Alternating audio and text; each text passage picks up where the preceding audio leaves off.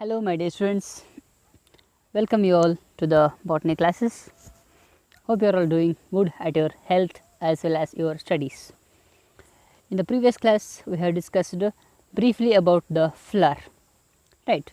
In today's class we shall see more about the parts of the flower or different whorls of the flower, right. Firstly we have calyx, right. Here calyx is the outermost whorl of the flower or first whorl of the flower, and the individual member of the whorl are green and are known as sepals, right. So, individual member is called sepal and the complete whorl group is called calyx, right. You can see the first part in the flower, that is the calyx, right. Here the sepals may be free or fused. If the sepals are free, the condition is polysepalous.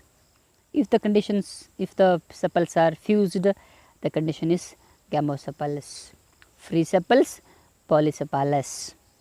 Fused sepals, gamosepalous, right. Here we can say three words about sepals, may be caducous, may be deciduous or persistent. Caducus means the sepals fall off as soon as the flower opens, means in the bud condition sepals are present, but when the flower opens the sepals fall down. Deciduous, sepals survive till withering of the petals, means the sepals fall down along with petals. When petals become larger, when they become dry, they older, as soon as the petals fall down, the sepals also fall down, as seen in a mustard.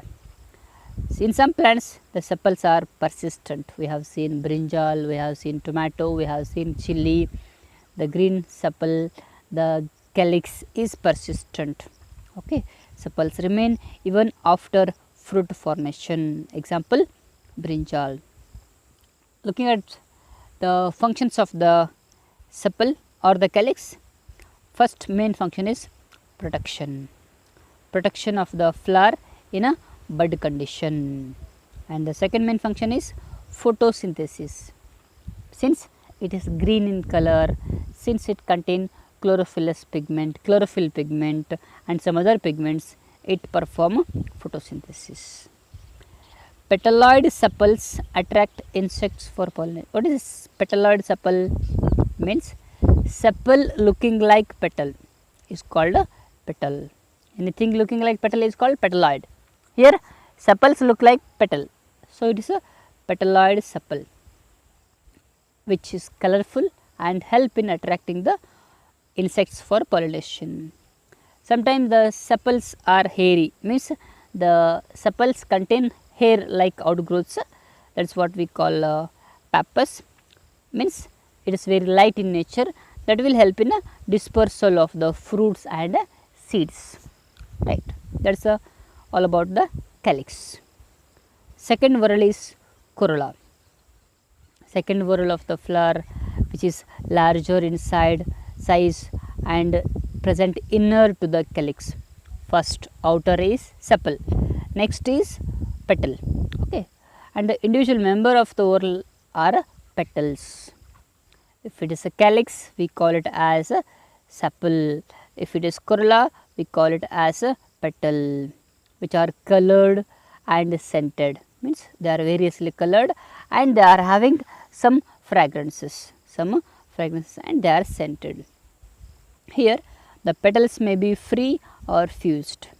If the petals are free, the condition is polypetalous, as seen in rose, hibiscus, etc. The petals may be fused, that is gamopetalous, as observed in datura. Here the corolla or petals have various functions, mainly attraction. The bright color attracts birds and insects for pollination.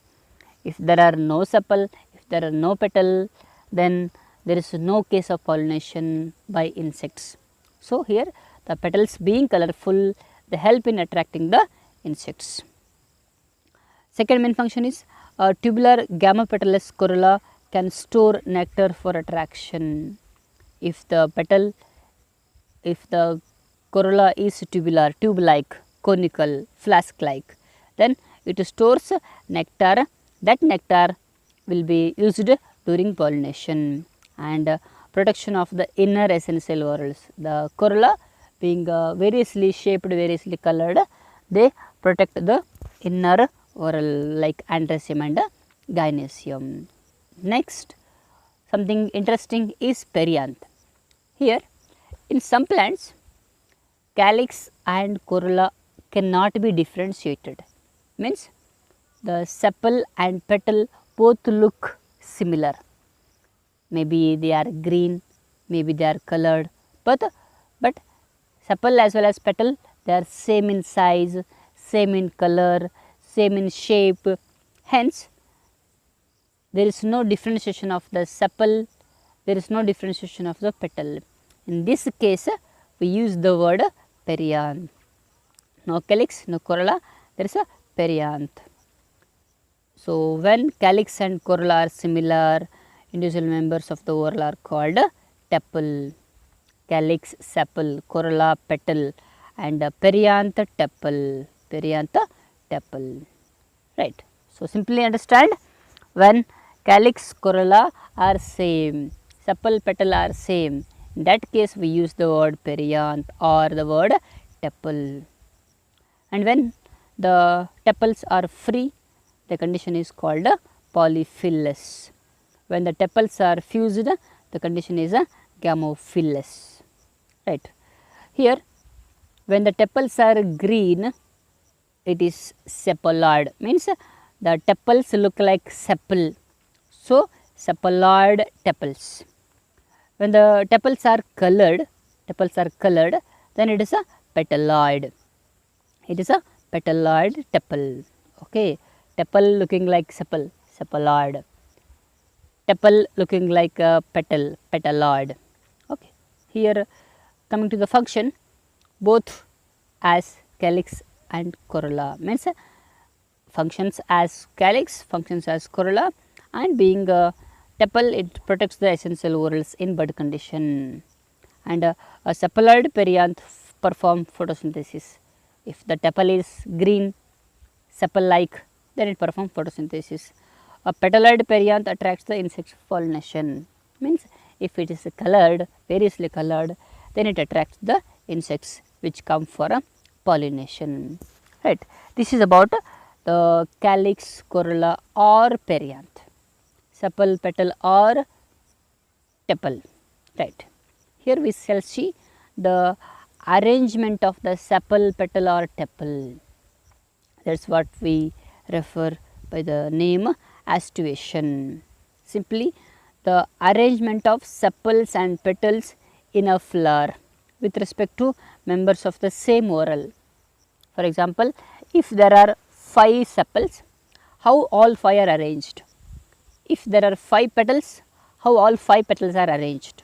So, the arrangement is called aestivation. Arrangement is called aestivation. Maybe arrangement of sepal, maybe arrangement of a petal. Right. Here we have some basic types of aestivation. First type of aestivation is valvate aestivation. Valvate aestivation. In case of valvate aestivation, margins of the sepal or petals remain in close contact or lie close to each other, but do not overlap. Simply understand, look at the diagram, the sepal or petal are touching only at the margin and there is no overlapping, You can see in this flower also, the sepal or petal are touching just at the margin, but there is no overlapping. For example, datura, that is what we use the word valvate. Next one is twisted. Here every sepal or every petal is overlapping each other.